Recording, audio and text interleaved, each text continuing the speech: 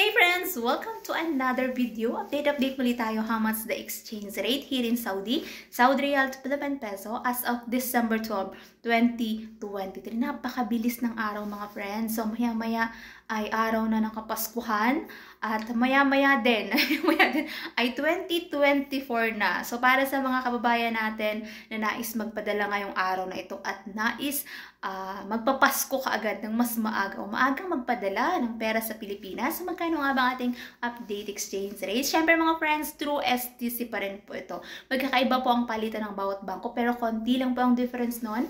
At least magkakaroon lang kayo ng idea kung magkano yung ating update exchange rate.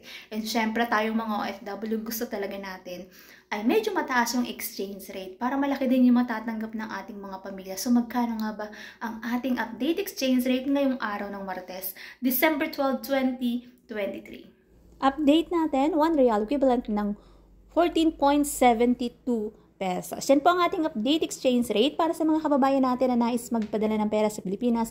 Yan po ang ating update exchange rate through STC to mga friends. STC Pay, send sa bank account. Kaya medyo mataas po yung ating palitan. Siyempre, pag nagpapadala tayo ng pera sa Pilipinas, meron po tayong binabayaran na transfer fee at meron din po yung VAT. Ang lagi ko pa rin paalala para sa bawat isa sa atin na matuto tayong mag-ipon, magtipid at matutong mag-invest. Isa-isip lagi natin mga friends ang pag-iipon. Kasi nga mahirap ang buhay sa ibang bansa.